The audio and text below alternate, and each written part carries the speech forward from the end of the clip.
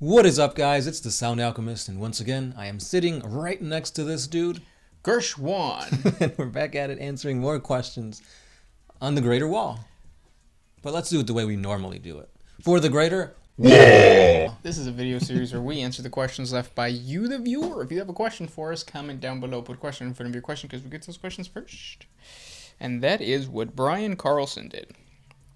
He asks, why does humanity continue to worship the Emperor as a god when he himself said, stop?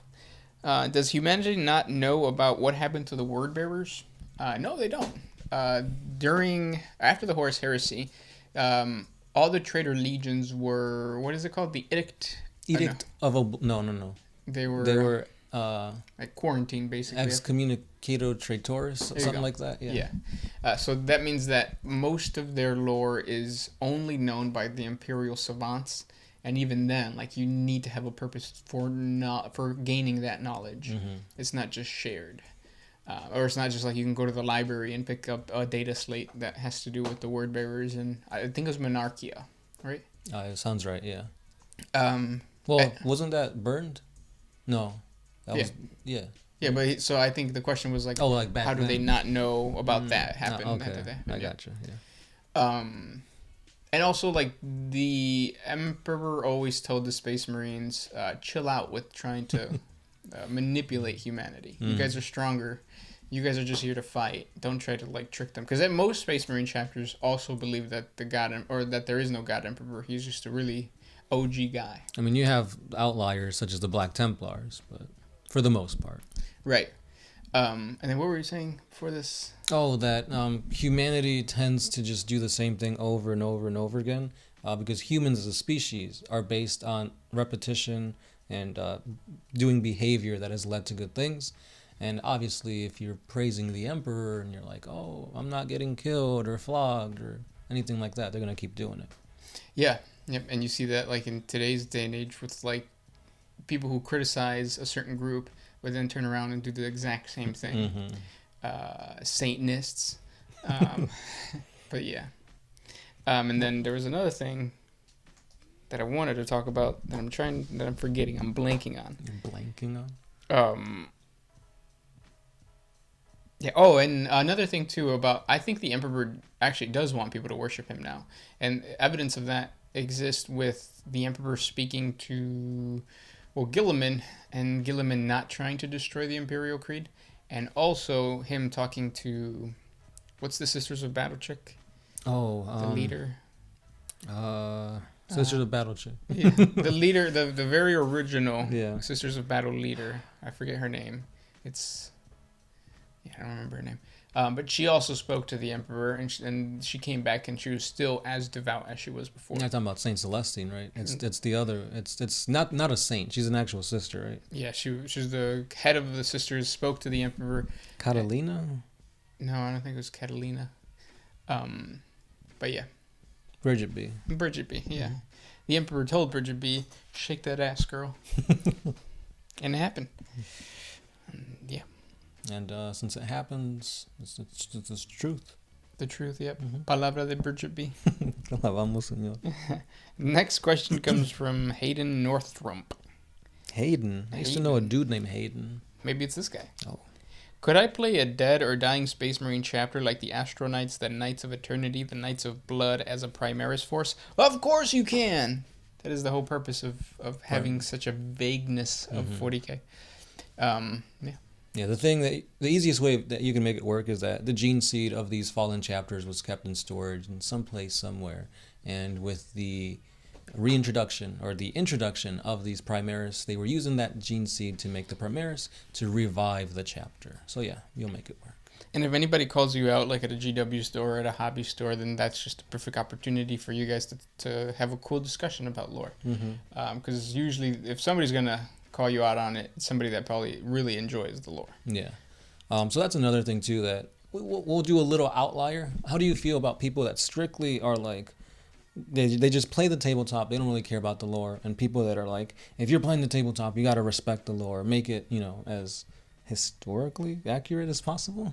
Yeah, so if you are a person that like wants it to be as accurate to the lore as possible, You can for your army, but don't be a dick. And do it to others. Yeah. Yeah, or like tell people like, oh no, you're lying, or oh no, you just don't know your shit, like things like that.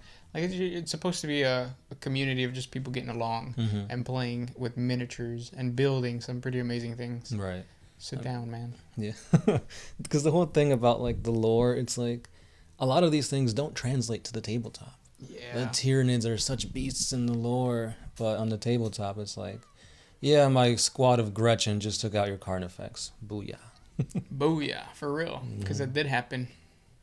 It wasn't a Carnifex, it was a Flying Hive Tyrant.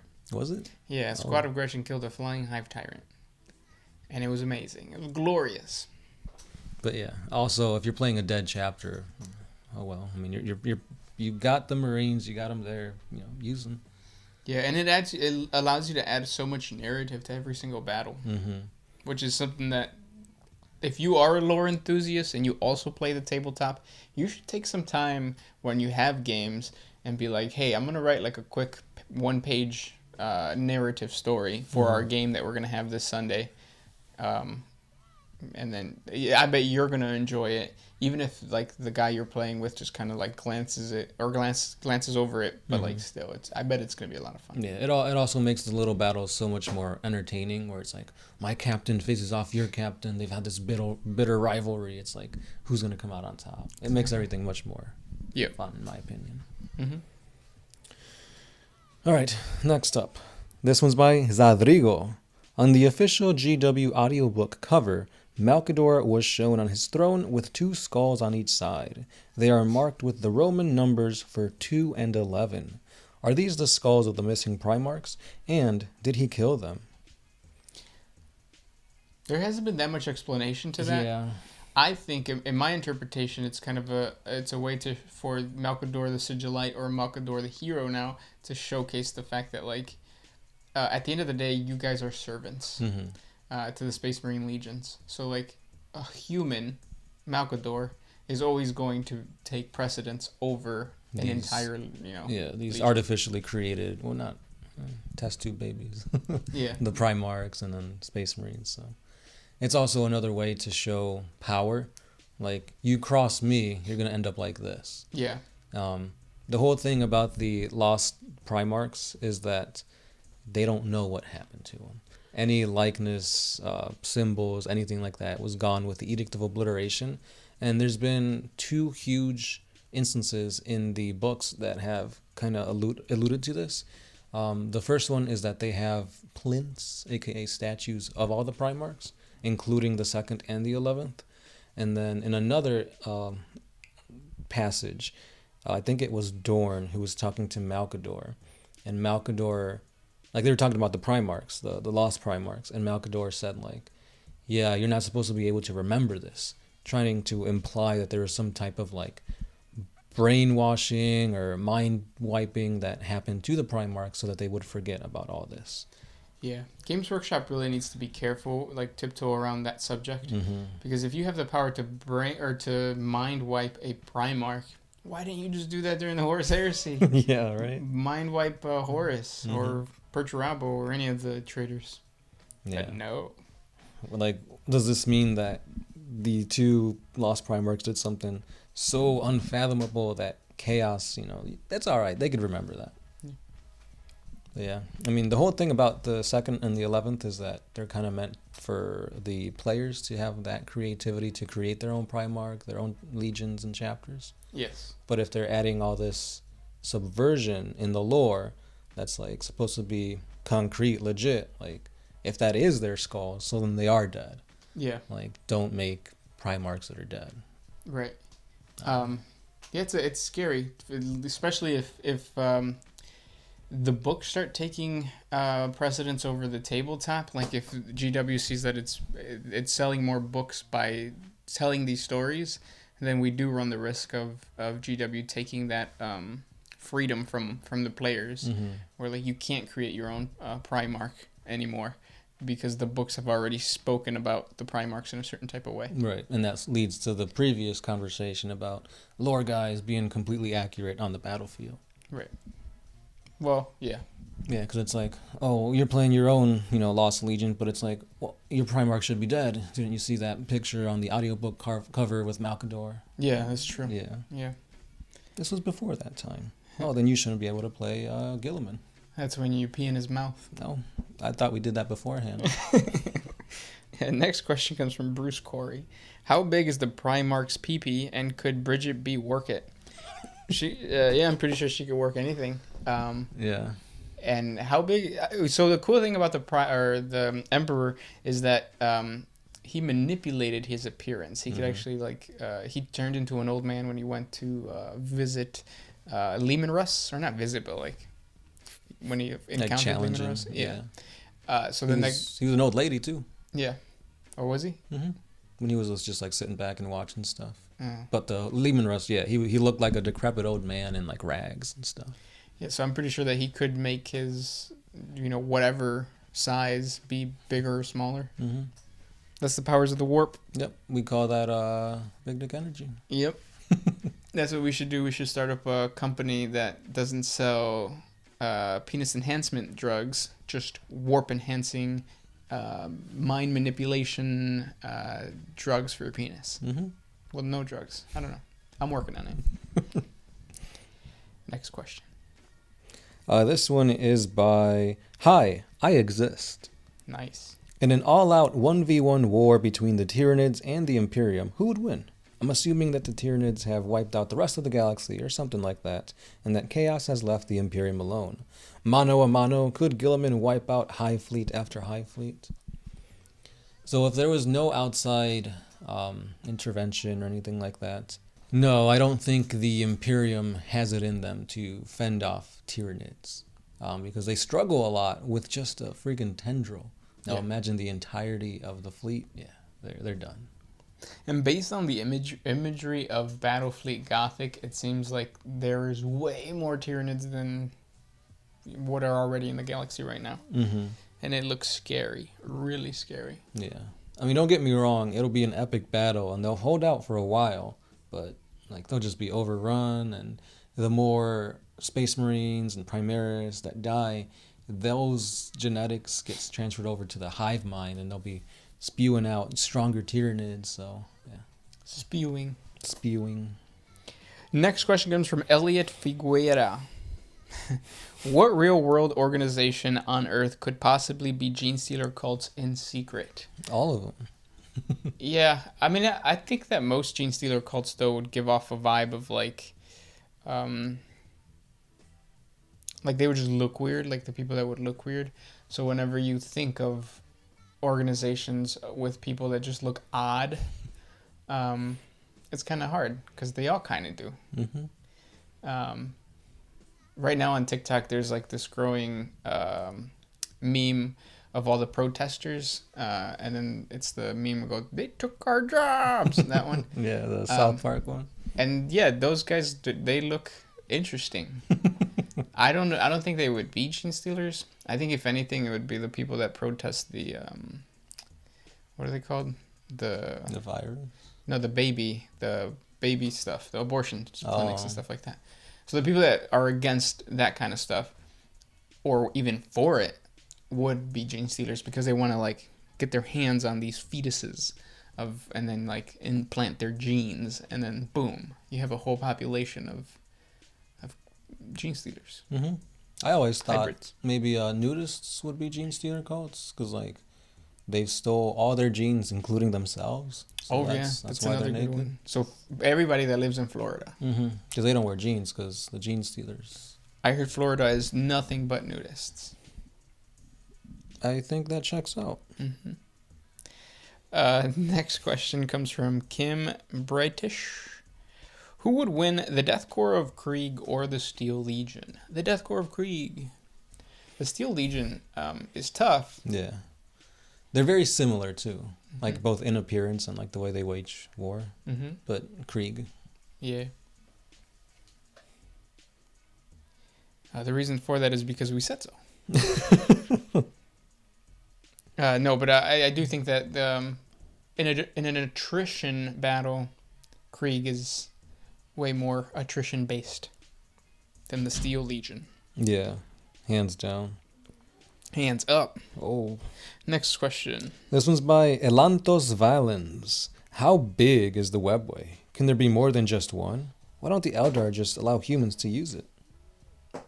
My back hurts now. It's because of the Webway. Yeah, the Webway is on our back. The Webway is huge, and it's kind of like the warp where, like... It is and it isn't. Yeah. So it exists and it doesn't exist. And, like, so the perfect example is Kamara. Yes. Kamara seems like a city, but then you actually dig deep down, and then you find out that there's, like, little subdivisions within this massive city, and what looked like a star all of a sudden is in your face, and it's just all over the place. Mm-hmm. You've got a library in there. You've got different corridors to different things. Harlequins use it. There you got Thousand Suns in there. Ahriman's in there. The Laughing God's in there. It's basically a huge rave. Basically. Like you said, you think something's there, it's right in your face, and then it's not there anymore. It's like, what happened to my wallet? Who cares? There's foam over there. And then you're super thirsty, and then it's like, oh yeah, somebody licked my tongue. Next question. You got one? This one is by Lavitz Base 6666. Would you ever like to run a D&D game set in the War in Heaven? Which one? Because there's two. Two Wars in Heaven? Yeah. Oh, post or pre? Well, you got the War in Heaven between the Old Ones and the Necrons, and then there's another War in Heaven between the Eldari gods, which could just be the same one. I think it should, yeah. Yeah, that would be cool though. Mm-hmm. I feel like we've mentioned this before, haven't we? Yeah. Mm-hmm. Yeah. Okay. I think it would be fun, but it would have a big challenge, and that big challenge is like, because it's such a grand scale the thing. Scale. Yeah, it's like because I think like Star Wars is a bad example, because Star Wars is supposed to be like a galactic war, but you're seeing it in like the view of a small group, but that small group is like pivotal in everything. Right. So it would have to be something like that. The very first time I DM'd, I did have a struggle with, in my mind, I wanted to make something epic, like the scale of 40K, and then when you actually get into combat, you start to realize that, like, oh yeah, no, like 40K is specifically a large scale game. Mm-hmm. It's not like epic, but like it's like a bigger than a skirmish, whereas like D&D is very, very small. Right. You're focusing on like, should I stab this guy in his kneecap? Should I incapacitate him by throwing something? Where in 40K it's just like a squad of 20 dudes just mow down another squad. It doesn't matter where you shoot them or what you do. It's like in the jetpack. You always shoot them in the jetpack. Mm-hmm. But it'd be really interesting just to see like you're on a planet and you could see like Catan and like massive warships in the sky fighting one another while you're trying to like get off world or something like that. It'd be cool. Mm-hmm. Next question comes from Gideon Kreider. The Emperor wants humanity to rule itself. He would have to kill off the Space Marines and the Primarchs. But what about him? What is the plan for him? So he's like the... What is it called? The Sentry. He's the one he's the protector, the guide. Mm-hmm. He would not kill himself. He would always just stay quiet in the background watching. Yeah. And I think that's what was his plan. Like, get rid of Space Marines and Primarchs, let humanity rule itself, and then slowly step back. Yeah, he's like the referee, but like midway through the match, he's like, I'm hungry. And he leaves? Mm-hmm. Yeah. Exactly like that. One more question. You got something? Yeah, this one's an interesting one by Tyler Flynn. Can Rick and Morty survive in the 41st or 42nd millennia? Yeah, because they have the portal gun. Mm-hmm. Yeah. But not just that. Like, sometimes you know how, like, the portal gun, like, breaks or whatever, and they gotta, like, make it. That'd be interesting to see. But, yeah, I definitely do think they'd be able to survive. Especially on a Forge world. If they made it onto a Forge world, I think Rick would have been able to, like, build some pretty badass stuff. Yeah. Yeah. Or if not, like, let's say they're in, like, some, like, primal savage lands. I'm pretty sure they could hold out long enough until, like, some pirates come in or some ship crash lands, and then they use that technology to go out to, like you said, a Forge world and then steal it and take all that stuff. I think it would be really funny because I can already picture the show showcase or like showing off how the Adeptus Mechanicus like struggles with understanding like technology, and then Rick just says move over, and just does some things, and boom, all of a sudden he has control, the full control of a Imperial Titan. No like implant bullshit or anything like that. He's just like killing everything. Same thing with like Space Marines. Our Red Thirst, or the what is it called, the Wolfen Curse, and then he just takes the gene seed, bloop, bloop, bloop, bloop, and bam. It'd be really cool to see Morty become a Space Marine. Yes. Like somehow he gets like inducted into the ceremony to become a Space Wolf, and he's like has like a Space Wolf pelt by the end of the episode. That's good fan art. You guys should create fan art for that. Yeah. And Bridget B, obviously. But yeah. Those were the questions for today. If you guys have more questions for us, comment down below. Thank you guys so much for watching. We really appreciate you guys sharing the videos, supporting us on Patreon, and listening to us while maybe you paint on this quarantine season. It's a year. I think it's safe enough to say a year. Well, I think what they said is that it's gonna like leave but then come back. So, but my dad said that too, and he hasn't left yet. It's because he's still looking for them cigarettes. Thanks for watching, guys. Yeah, we'll see you in the next one. This is the Sound Alchemist, Gershwan, and we are out of here.